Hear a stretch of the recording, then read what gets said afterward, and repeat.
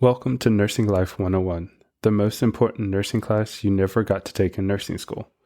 We will be traversing different objectives like interviewing, what to do in nursing school, boundaries, burnout, and so much more. If this interests you, I hope you are taking good notes because class is now in session.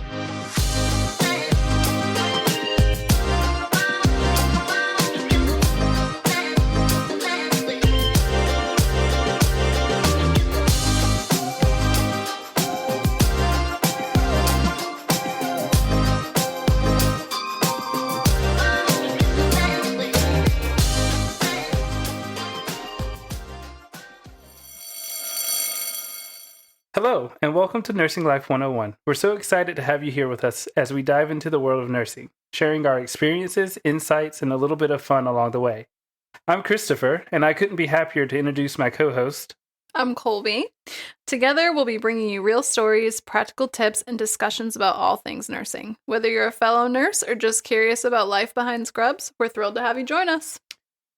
So this is our second podcast, and at the time of recording, we have been able to see a little bit of people start to watch our first episode. Very exciting. It is very exciting. And, we just kind of want to continue to let you know who you are listening to. And the way that we're doing that is by answering a little bit more of the questions that hopefully will allow you to deep dive on who Colby and Christopher are. Yeah. All right, let's go. Cool. So I guess our first one is, Colby, you've been in nursing since 2014. Mm-hmm. That is 10 years, and you mentioned that last time. Did you anticipate being in nursing this long? I think I didn't not anticipate it, I guess. I definitely was like, okay, this is my career choice. Went to college for 4 years. I'm going to be a nurse. And I don't think I've ever really thought past that. I think there have been periods in the last 10 years where I've been like, actually, no, let me back up. When I graduated nursing school, I was like, I don't want to do this. I was like, I don't want to be a nurse. And then the reality of student loans came, and I was like, oh yeah, just kidding. I'm going to have to start paying those. Right. I need to actually immediately go into work. And then I found my niche and, figured it out. But I definitely, from that point on, I haven't thought oh, I'm just going to do this for 2 years and then get out, and then ended up getting stuck for 10 years. No, nursing's it. It's it for me. So are you saying that your student loans kept you in here? Yeah, definitely from the start, if I'm being so honest. Really? And so real. That's the only thing that kept you here? I think we can agree that nursing school inflicts a level of trauma on you, where at the end of it, a lot of people are like, yay, I got through and I'm finally ready to start.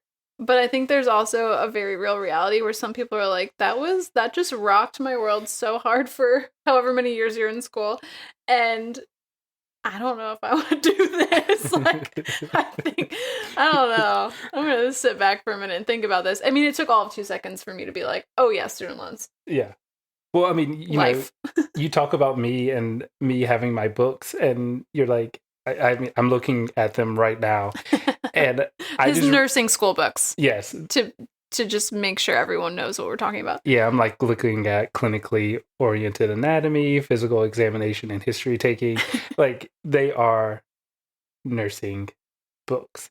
And I just moved recently, and so you were like, you just need to throw these away. These are inflicting trauma. Yeah. And I was like, well, I mean, the trauma is why you have held on to them. Gotta let it go. Elsa can sing that song, but I am not. And, it's wintertime, so, Yeah, let it go. Let it go. No, but really, though, and you're not the only one that has nursing books. Our friend, I had to convince her to throw some away recently. I do think that you really do carry the trauma of nursing school with you for the rest of your life. I want to say it's because I want to continue to learn and grow and make sure I know what I'm doing. I had to look up what trinkets was and make sure that was in the right spot. Oh, did you look it up in that book? No, I didn't. Okay, because Google is at the tips of our fingers, and we don't need nursing school textbooks anymore. I mean, you're right. Okay, well, we've established that I'm in this for the long haul. Yeah, you are. How about you? You are, yeah. I did not anticipate I was going to be where I am in nursing. I did think I was going to be in nursing, and I still joke and say that I'm going to go back to bedside. But a lot of people are like, why would you go back after being a manager? And I'm like, I enjoy listening to hearts and lungs and doing all that stuff. Yeah, you enjoy that aspect of do. the job. Right. So yeah. I don't know. We'll see. I did anticipate me being here. I mean, it's only been 5 years, so it's half the time that you've been there. But I don't know. We'll see. Yeah, I think that's a good point to raise. Like in 5 years, you weren't picturing yourself 5 years after graduating being an assistant nurse manager job. No. Yeah, that is pretty wild. Yeah. But you're a natural born leader. Like I feel like people gravitate to putting you in those roles because you have those skills like naturally. Okay. Yeah.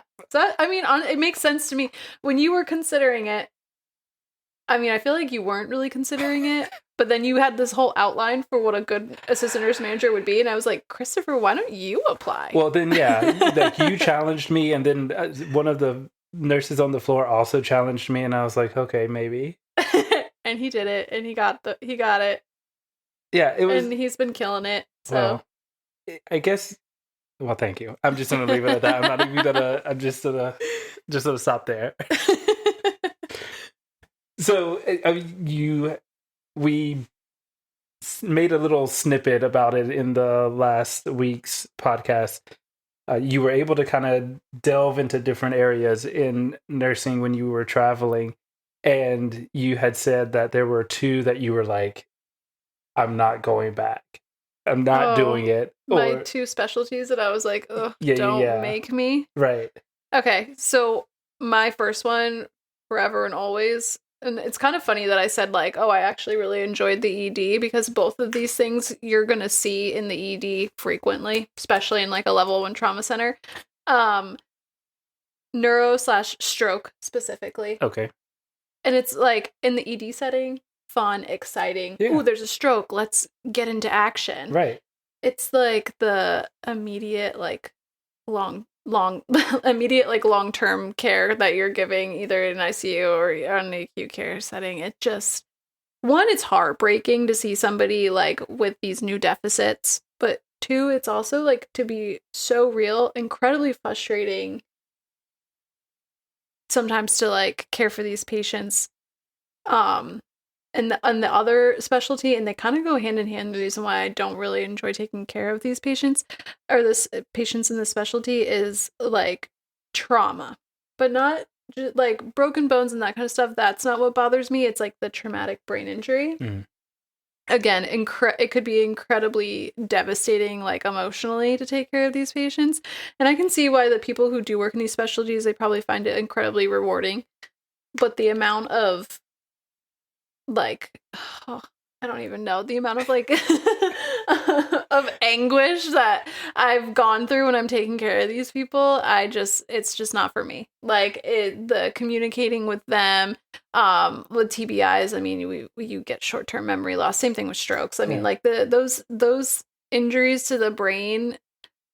Oh man, it just is. It's devastating. I can't think of another word, but it's so hard to take care of those patients sometimes. No, I get it on a different level. Mm-hmm. I don't know. Did I ever tell you? I guess it'll be a little personal, but did I ever tell you about the time when I had just finished nursing school, I went back home and was kind of like making sure my mom was okay? Uh-huh. And did I tell you about the incident with? So, just finished nursing school. Finished in July because it was the ADN program and it was off schedule. So like we didn't have the normal, you finish around Mother's Day or in the winter.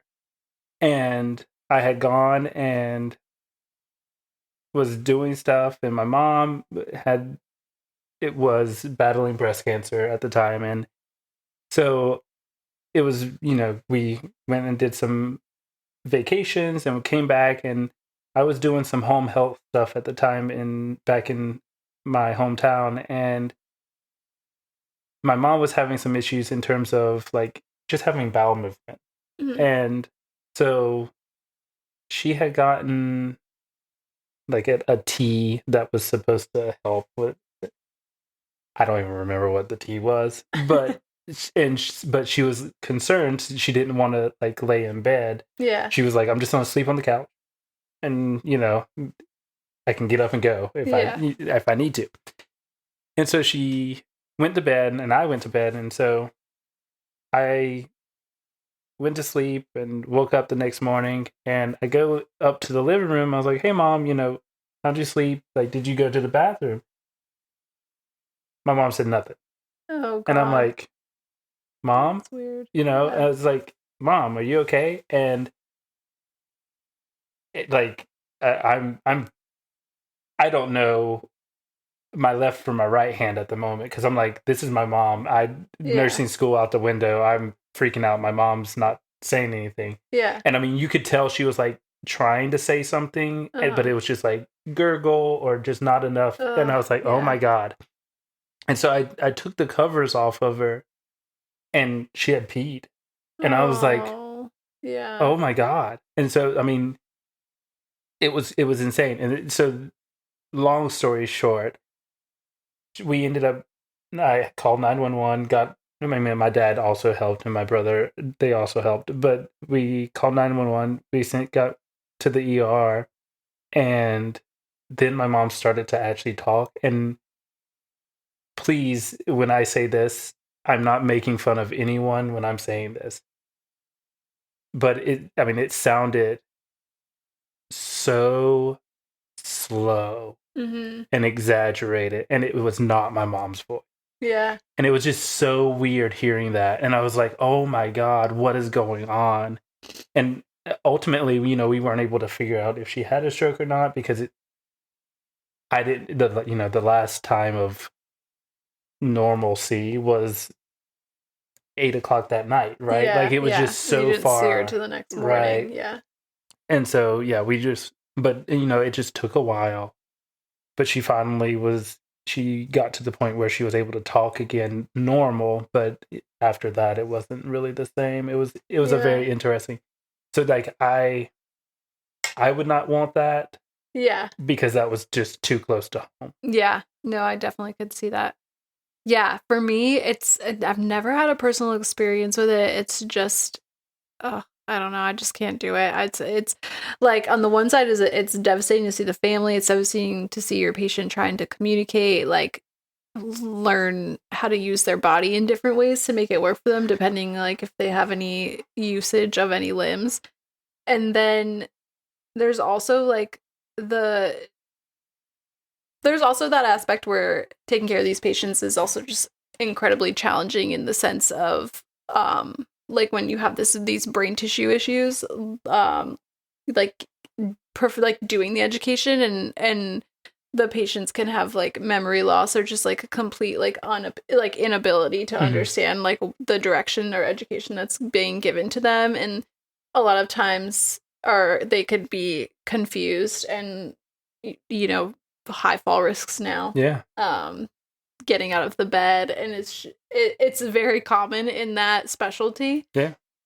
And it just on top of everything else, like you get worn down, and like, well, I do, at least I get worn down and burnt out so quickly with that specialty. So it's just not for me. When I was traveling, I think for some weird reason I've seen a pattern where stroke floors are commonly in smaller hospitals are commonly kind of like mixed with telemetry patients. So as a nurse with cardiac background, my what's the word? My recruiter, when I was traveling, would always try and put me on, like, give me like contracts on stroke floors, and I was like, absolutely not. Like don't even float me the idea. Hard stop. It's a hard stop. It's a hard no for me. It's a hard pass. Like strictly, if we're gonna do like a contract, it's like I'll be in the float pool and I'll go there once in a while. Right. but I'm not going to take like a contract specifically on that floor. Well, that's fair. Yeah. And so is there a specialty? I mean, obviously cardiac was your niche, and you said you would like ER. Is there one that you're like, I would also, other than ER? I think like subspecialties of cardiology, cath lab. Oh, okay. I was like, what? Okay, yeah, like within cardiology, yeah. but like maybe a different area, more of like I guess cath lab is like outpatient. Yeah, and it's not inpatient, yeah, so I'm pretty sure they're considered outpatient. But I considered taking a job in the cath lab. I think the only turn off for me was what made me ultimately decide not to go that route was the on call requirement. And yeah, because you had, when you came back and was coming back as core staff, you had had interviewed and everything, right? Yeah. Ultimately, I just felt it was just a lot of on call time, and I don't have like dug in roots despite being somewhere for almost 10 years. I like when I'm not at work, I'm traveling, and so that's oh my god, the amount she travels. Yeah, I do a lot of things. I'm very busy outside of work, so to have on-call time would require me to stay close to the hospital more often than I do now. And I was like, well, I'm just not ready for that. Okay, so even though you've only been in nursing for 5 years, I feel like it's a funny question to ask you, like, what's kept you in, but what are some things that have, like, kept you interested, I guess, and, like, kept you interested in the job? So, you know, what really honestly has kept me interested is the fact that it's so different. Like, year one, I was learning, so I was trying to figure out with NRP and all that stuff, and like trying to figure out what to do in terms of how to be a nurse. Year two, I was off on my own. I got to like dabble with some nursing students in terms of precepting them. Year three, I had switched from cardiology. Well, and so year one started at vascular, merged into COVID because I was like, to save people on the cardiology unit from going to float to the COVID floor, I would go. So I had my own like amount of scrubs that I could use, and you know, was able to badge in and get my own scrubs, which was really cool because I then learned some like COVID nursing, which wasn't much different, but you know, it was COVID nursing. And then went to acute cards with the LVADs and prostacyclin, and then went to, man, it sounds like I don't know what I'm doing.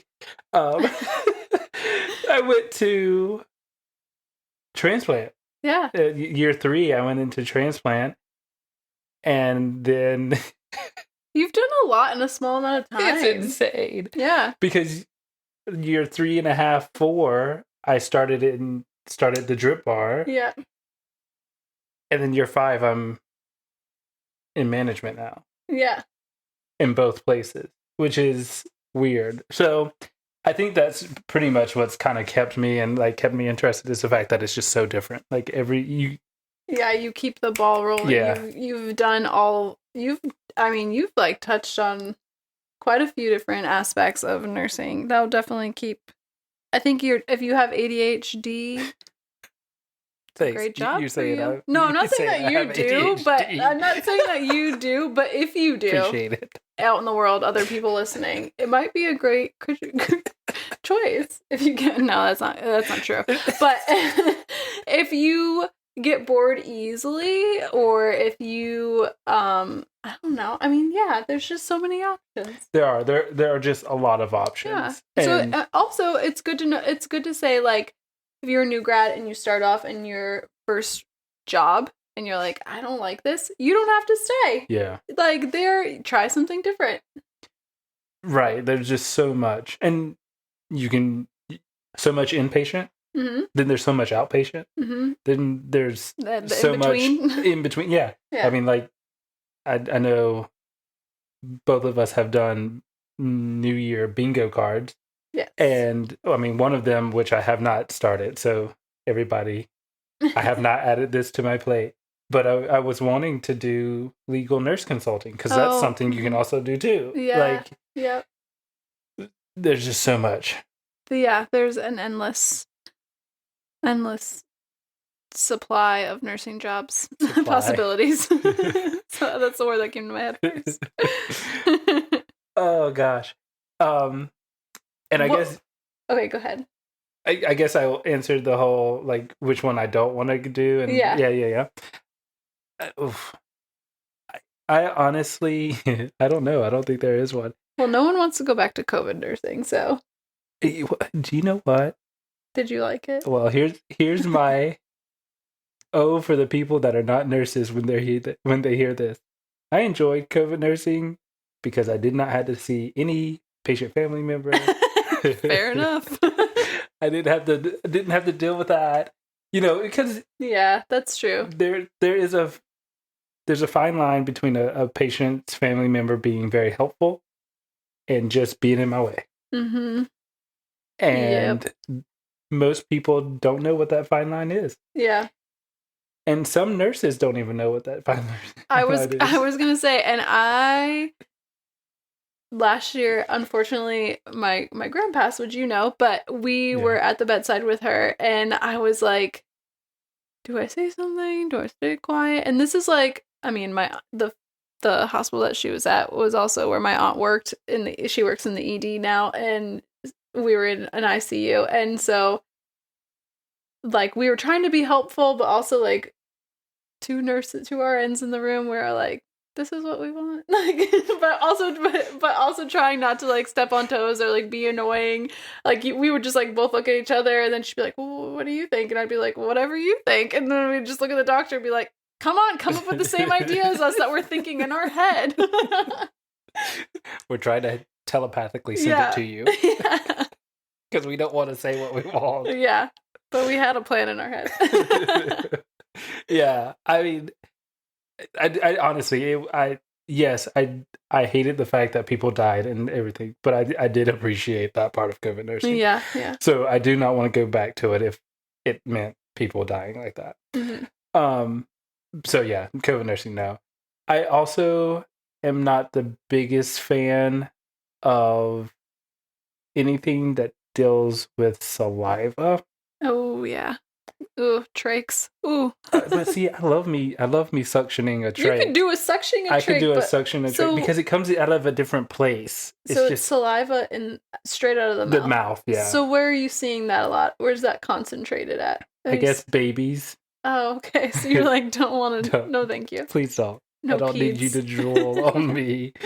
But I which is weird because I do love babies. I think they're very cute. I think they're fun. It's like the toddler to small child section that you're not a fan of. Don't spit on me. Oh, I guess psych would also be that because if you spit on me, who knows? I might have to catch a charge. Hand swing first. Mine comes in later. Just kidding. But no, I agree with that. I don't think I'm cut out for psych nursing. No. I don't think I have the therapeutic enough touch verbally to make it through psych. But man, the ones that do, I mean, I've met some really good psych nurses, and I've been like jaw on the floor, like, wow, you just finesse that so well. Like because whether you work on a psych floor or not, you're still going to take care of patients with psych conditions. Yeah, 100%. And we get them in cardiology, you get them in transplant. Yeah. People with psych diagnoses have those issues.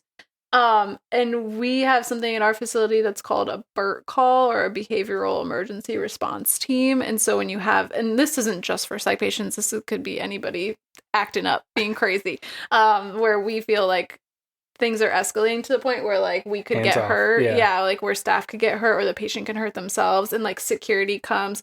The psych resident team will come and give their recommendations as far as meds and all that good stuff. And like I've seen staff talk patients down like so magically, and you're like, wow, like, where were you 15 minutes ago when this was, like, getting a little nuts? Like, that was magic. Legitimately, that was magic. You're a star. Thank you so much.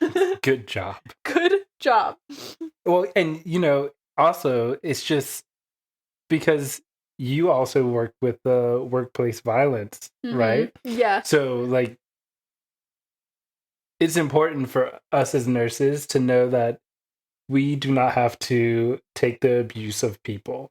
Like, it is okay to be like, I understand you're frustrated. I understand, something's not going the right way, but I am a human just as much, you don't say this, but I'm a human just as much as you are, and I deserve just as much respect as you're wanting, and I do not need to be treated that way. Yeah. And I think that's something that's very hard for new nurses, because it's like, you're like, I just want to help out. I just want to make sure they're okay. Yeah. And I'm like, but your mental health is important, and you do not need to be ragged out like that. Yeah, and there's also, there's a huge culture shift across the U.S. I think right now involving workplace violence with like patient related care. And this is getting a little tangential, but we as a whole, nursing in this country, are subjected to a lot of violence from patients, and we have like measure standards that a lot of hospitals provide data for. We're trying to move towards a culture change where you're not accepting that. Like in the past, it's always been like, oh, it's just part of the job. I got a urinal thrown at me. Oh, it's just part of a job. This person hit me or dug their nails into my arm. Like when I was just trying to give them a medication or, talk to them with in a therapeutic manner.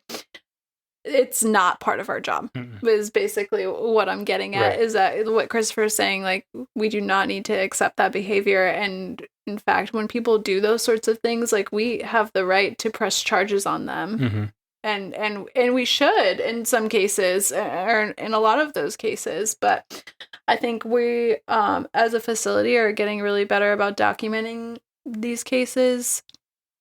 And then also with people like myself who are in these like champion roles, are part of the subcommittee for hospital wide, to educate our nurses, our floor nurses, bring back the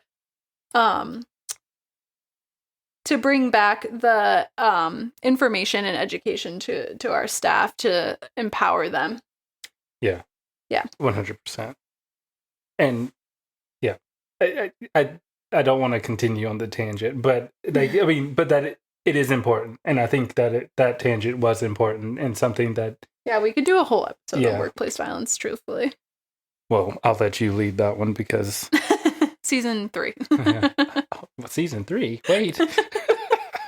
You skipped season 2. Season 2, excuse me. I need that much time to get my thoughts together. That's what it is. Okay, got it. So, one specialty that I'm like actually excited about also is the whole legal nurse consulting thing. Yeah, I'm like, cool, it's so different, so new. You're like chart, and I do this a little bit in terms of like when I review B-saves and when a patient complains and I get the patient complaint, I'm always diving into a chart and trying to figure out, at least in terms of charting and why it's important to chart specific things and the right way, what the charts are saying, because if you didn't chart it, you didn't do it. Yep. That's a tale as old as time classic. It is. And so, if you're taking anything away from this, make sure you don't get beat up for any... Protect yourself. Protect yourself.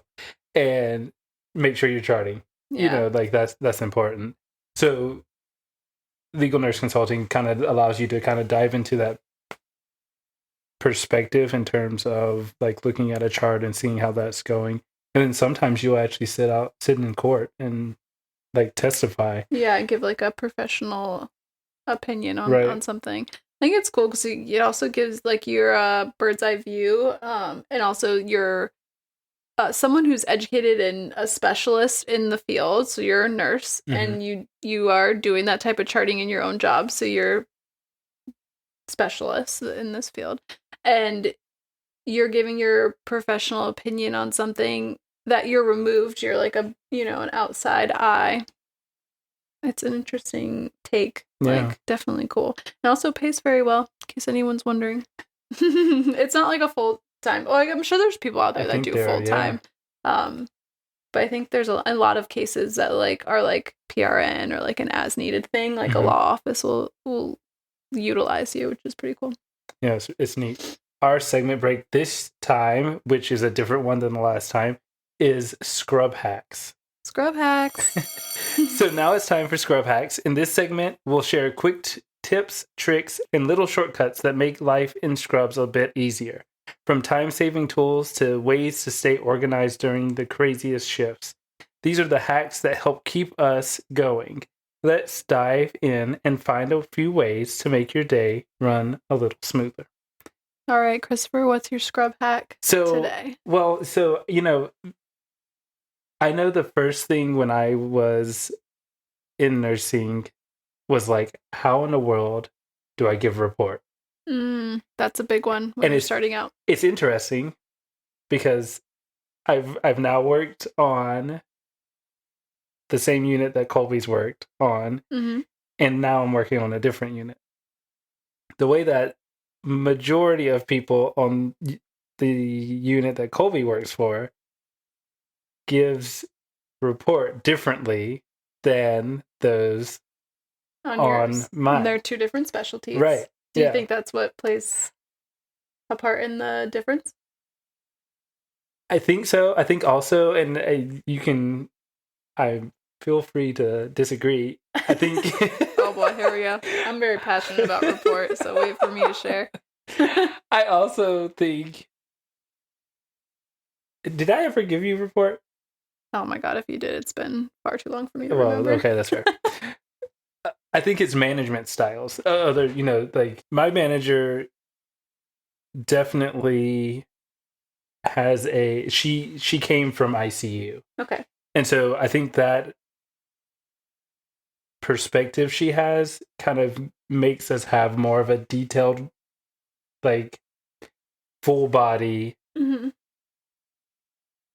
report, where I don't know in terms of your unit and like the management style, because y'all be giving a report real quick.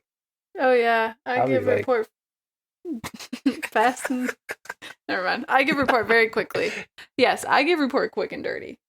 I'm going to tell you what you need to know. Right. But go ahead, you continue, and then I'll give my side of things on this one. Okay. My own scrub hack. So when I was given a report, I literally was like, I can probably regurgitate a good bit of information in terms of what happened on the shift, an assessment of a patient, but I like to have it on paper. And so I actually created a like handoff paper in terms of like a report sheet. Yeah, like a report sheet that included like when my meds were due. I could circle the hours that they were due.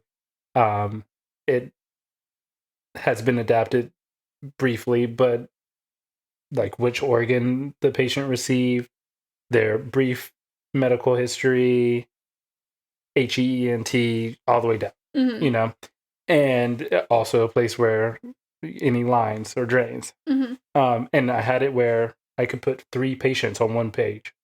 And if you want to see it, you can join our Patreon. Yeah. Nurse Life 101 office hours. Yep. So there's that. But you'll be able to download it on there if you become a member of our Patreon. It's true. But it really helped me to be, if I needed to be succinct, I could be. And there was a little, like, if you flipped it over, it was like the updates portion where if I needed to update anyone, I could just update someone. Yeah. But yeah, I'm more of I need to know, like, do they have glasses? Are they missing teeth? How's their lung sound? Because I think No, those are important things. I include those in mine. I don't think we ever give report to each other because I'm like, I don't remember any time you did. I mean, if I have it written down, I'll tell you. I would love to see our report sheets on Patreon side by side. Okay. Like, these are the two styles. I definitely think when you're getting started, and I think, and again, we've established I've been a nurse for 10 years. I'm still using a report sheet when if I do have an opportunity to take patients on the floor, then I have a report sheet. I am not one of those people who like just have it all up in my brain. Like that scares me. When someone comes up to me and they're not holding a piece of paper and they just start talking about a patient, I'm like, everything you're saying is a lie because you don't have anything in front of you to tell you this. Like, lies, all of it. I don't trust any of you. I do have a report sheet. Mine is more, I don't want to know about your surgery, about the patient surgery that they had 25 years ago. Oh, okay, that's fair. I don't care about it. That's fair. Okay. I also feel like a lot of stuff that is given in report, which makes it lengthy, is stuff that I'm going to have to do on my own assessment anyways. So we're required to ask the patient, glasses, dentures, hearing aids, where are they? Do you have them? That we have to document that every shift anyways. So you can share that with me when you're getting report. I might write it down. I might pass it on to the next person, but if you don't share it with me, I'm not going to be like, do they have glasses? Do they have dentures? Are the dentures in their mouth or in the cup next to them? Like, I have to do all that anyways when I'm going into the room, because you could tell me they have dentures in their mouth, and I go in there and there's no dentures in their mouth. So like, what you say, I'm like, that's cool. I'll take your information. I'm not listing off every allergy. I say allergies, yes or no, on my paper. I don't list off every piece of the past medical history, just pertinent to what they're there for. So cardiology, I don't care necessarily that, I'm trying to think of something. Oh, I'm only thinking of pertinent information right now. I'm like, this is what I wrote down on my papers today. Hypertension, coronary artery disease. Like, I'm like, I'll write down that they had stuff. Some guy issue. They had some like GYN surgery like 2 years ago. Even if it was 2 weeks ago, if it has no reason why what they're doing right now, like why they're in the hospital, has nothing to do with it, and it's like basically like their GYN won't see them for like another year. Like, I don't care about it. That does not matter to me. I basically do brief past medical history, only what pertains to what we're dealing with, right? What they came in with, what the plan is, what we've done so far, and then like systems, which neuro, all that good stuff, right. And then lines, and that's it. I'm gonna give it to you quick. Do you have like a template? I write it physically on the piece of paper. I remember you saying that. I get a blank piece of paper, I fold it in half, I can put 4 patients, two on each side, and I write down, like, I'll literally write down the patient's name at the top, and then like who their team or attending is, full code status, allergies. That's top left corner. On the right hand side, I'm doing past medical history. Okay, so I'm not gonna. We'll put it on Patreon so you can see it. But I'm gonna give it to you quick. My scrub hack though is twofold. So one is you need a report sheet, 2 different color pens. Okay. Ooh. When you're taking report, have your one color. And throughout the day, or sometime before you give handoff to the next nurse, use the other color to write in updates or things that have changed. So that way, if you're giving updates to like the nurses coming back and you don't need to go through that full report, you can just say, hey, these are the things that changed today. That way you're not staring at your paper trying to figure out what's going on, or giving another full report, because the nurse that had them last night, they know all that stuff. Yeah. So like, let's keep it moving. That is the important part. And I didn't think about I used to have that multicolored pen. Those like 4 top the clickers. Highlighters. 4? I had more than 4. Highlighters. I mean, I highlight stuff. I'll have like, if I have the same patient 3 shifts in a row, I mean, I've got all kinds of colors on my paper, but I know like red was today, green was yesterday, blue was the day before that. Like I think color coordinating your updates helps a lot to kind of get the information, especially if you're passing the same patient back and forth to the same nurse. But also like it just keeps it more organized. I mean, I wish I had a report sheet that I could show you. It's so bad right now. It's like, here it is. Yeah. Ta-da! Ta-da! My art project. Yeah. But truly, like, it's like common to say, like, oh, my brain, let me get my brain. That's like what we call our report sheets. It truly is, because you can't keep all of that information in your brain on 4 patients or more, or, you know, even like 2 critically ill patients. You can't keep all that information in your brain. It's not possible. You got to write it down. Right. So you psychopaths that are out there that don't write anything down, I'm scared for you. So, you know, I have asked somebody, and their reason is most pathophysiology is the same if you know the patient population. Yeah. And so if you know the patient population, and I mean, very much to your point, you've been here for 10 years.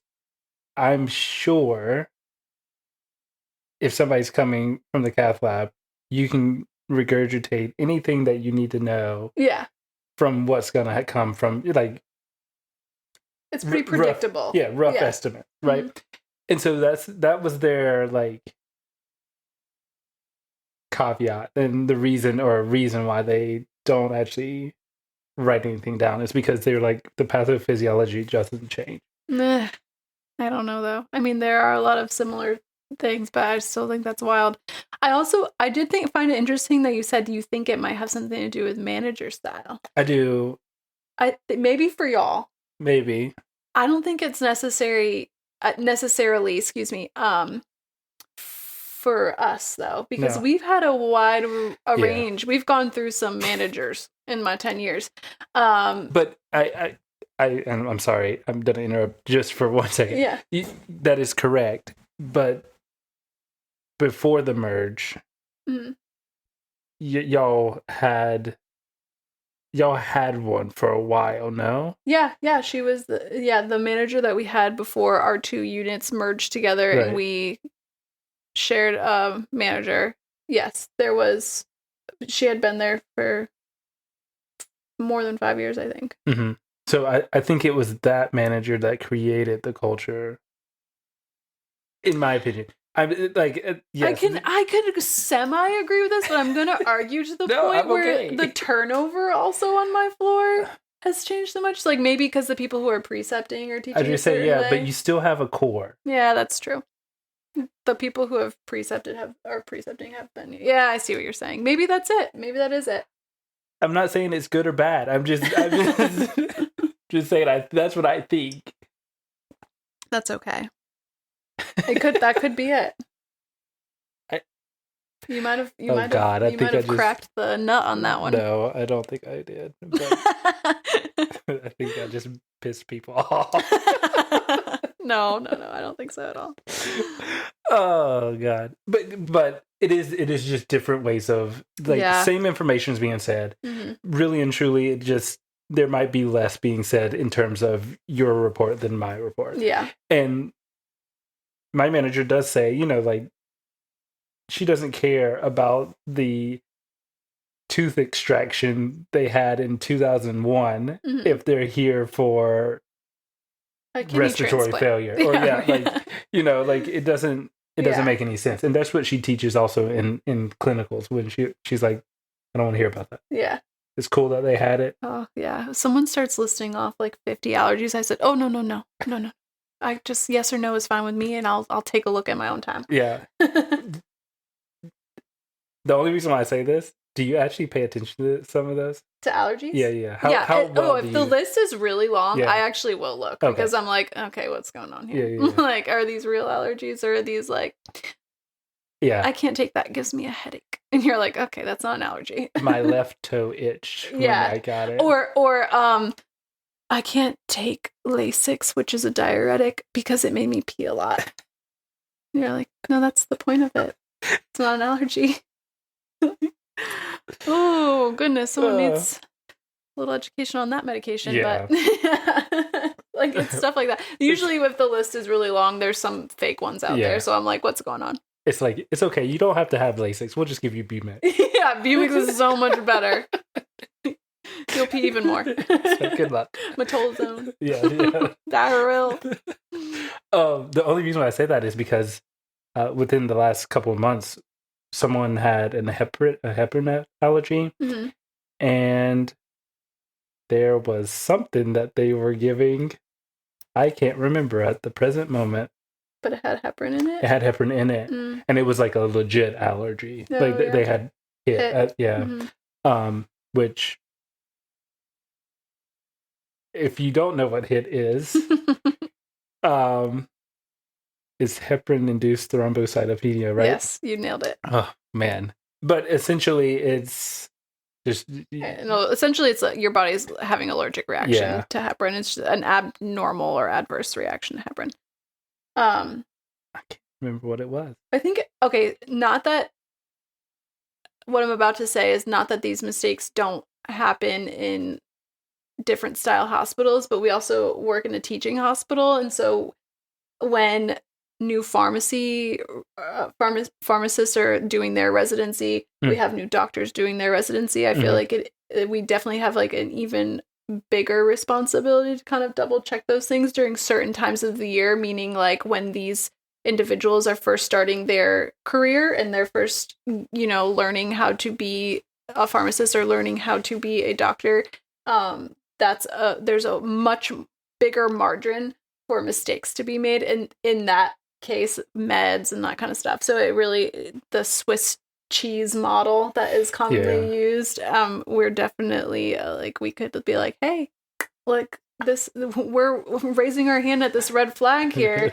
We're definitely one of the people that can stop, prevent something from happening. Yeah, and I mean, nurses have such a important role in terms of just that. It's like we are the last hole that a problem will go through. Yeah. If we are not diligent enough to make sure we shift our hole just out of the way to block this, catastrophe from happening, then, we missed it. And going back to what we were saying last week, these are people's lives. And that's your grandmother, your grandfather, your mother, your father, that could also be having that issue if that nurse is also not diligent. Yep. So just stay diligent out there. That's why it's important to have a report sheet. Get your brain organized. Also true. So yeah, I think that's wraps up our scrub hacks. Yeah, that's it. So, I think we have to go back to, we reminisce about what we've gone through so far. So you've been here for 10 years. Can you tell me what you're going to do like next year or 3 years or 5 years from now? Yeah. Do you want to go first? Or, I mean, I can go first. Okay, you go first. Okay, here we go. Give me more time. Yeah, that's fair. So year one, which is next year. I mean, honestly, I really want to do legal nurse consulting. I really want to. I'm going to add something more to my plate. I was going to say, what are you going to take off your plate to make room for that? I don't do that. Okay. Somebody asked me earlier, they were like, how do you have all of this on your plate? And I was like, well, really and truly, this is what it happens. It's like, if like I'm lifting weights, right? I can lift a 5-pound weight pretty easily. If I get to 10 pounds, it's going to be a lot harder. Not really all. I'm good. Than the 5-pound weight. Yeah. But if I keep using that 10-pound weight, sooner or later it's going to get lighter. So I add a 15-pound weight. You've made this analogy up to work and something that you wanted to make this work. And you're like, it's like lifting weights. It is like lifting weights. You're building muscles. I'm just building my working muscle. Okay. And I'll be This is fine. not a healthy work-life balance for all of our new grad listeners. Well, we'll talk about that. We'll talk about work-life balance in the future. But honestly, legal nurse consulting, this podcast is something that I hope to continue at least 3 years. I would hope 5 years. Ooh, That would okay. be great. Yeah. But,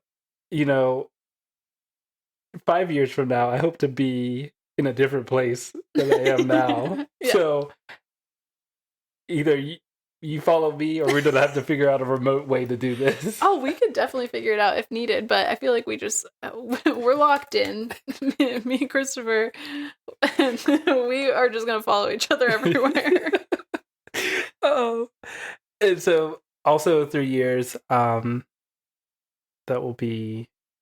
I will probably be transitioning towards away from the A&M position and probably going back towards bedside. Mm.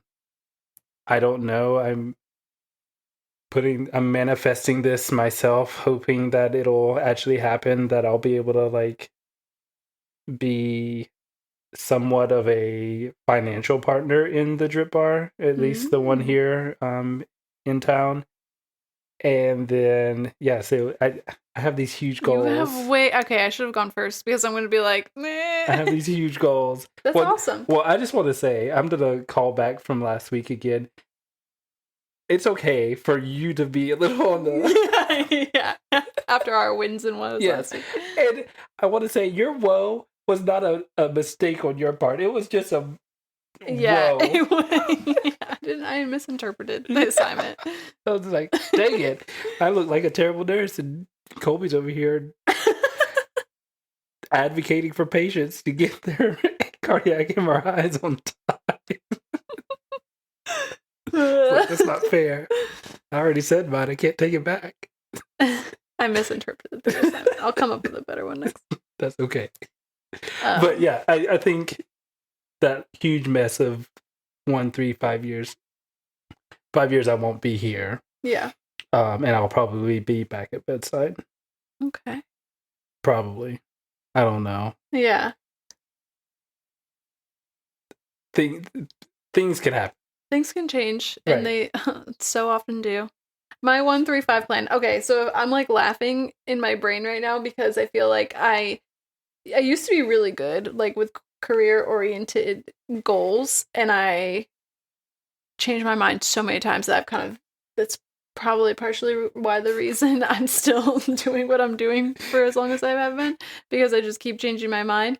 So I think my 1-year goal, I don't have. I know in 1 year, if I'm like picturing my 1 year, I'll probably still be in what I'm doing. But in the next, which includes this podcast, this is like a new fun endeavor, which is great.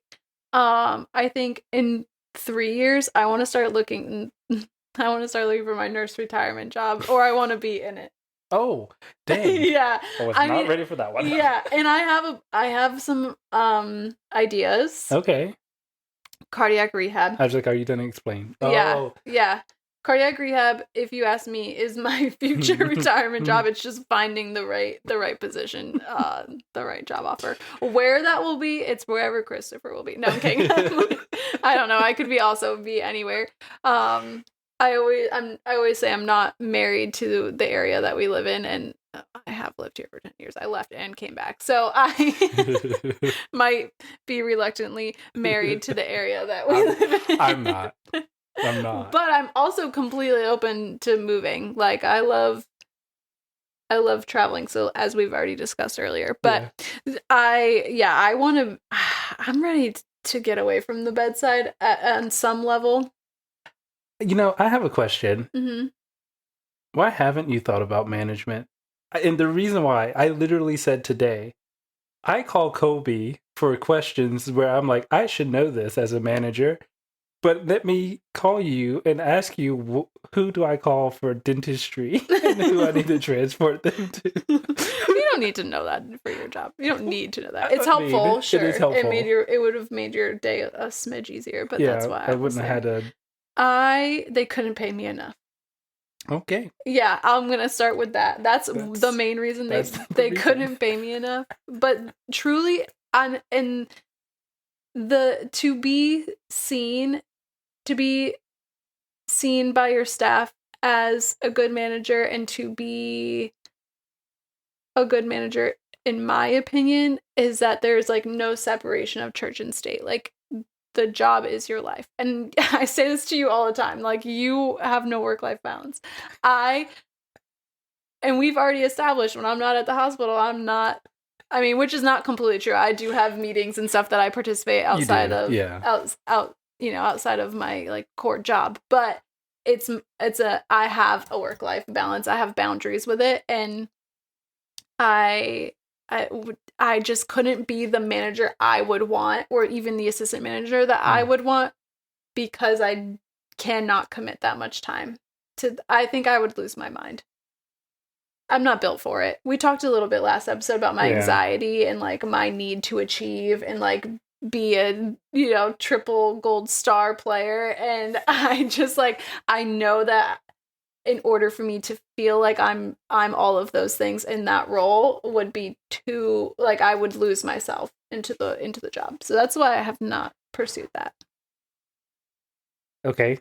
Yeah. What about like a clinical nurse leader or like a nurse education coordinator? I have to go back to school. And I touched on this like for a second in our first podcast, but because I graduated 10 years ago, a lot of my bachelor's credits are expired. Right. So in order to go on and get another degree to like in CNL or anything like that, I would have to redo like some basic credits. And I'm just like, I just paid off my bachelor's. I'm not going to redo my bachelor's degree so I can get a master's degree. Well, and actually, this is a good point. Why don't you utilize the organization's money instead?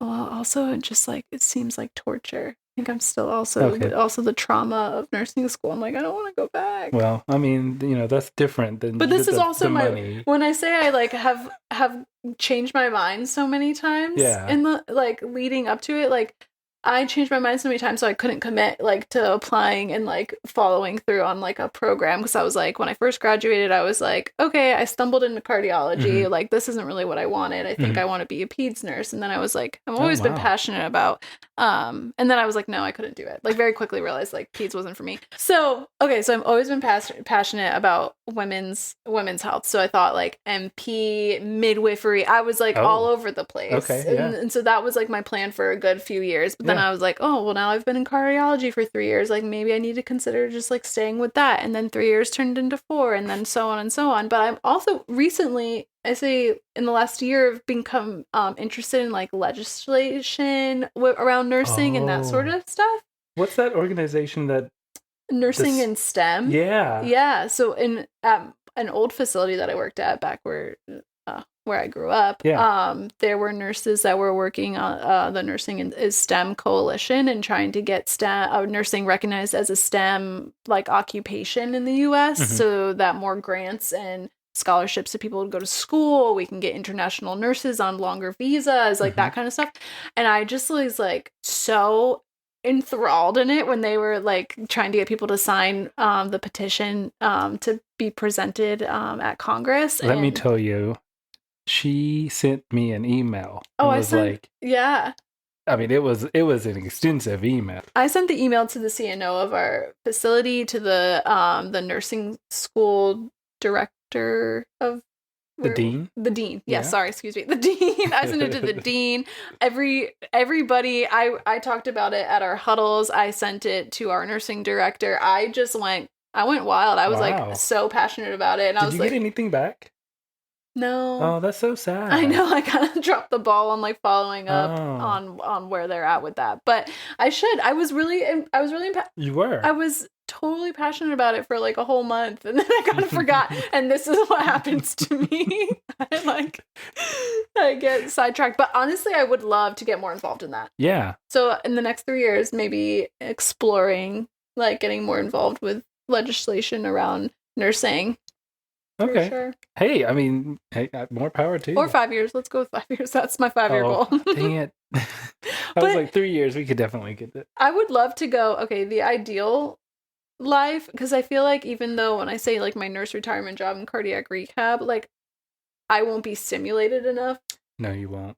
So I would love to also just like be a PRN princess and work like one shift here or there on the floor. Not the PRN princess. The PRN princess.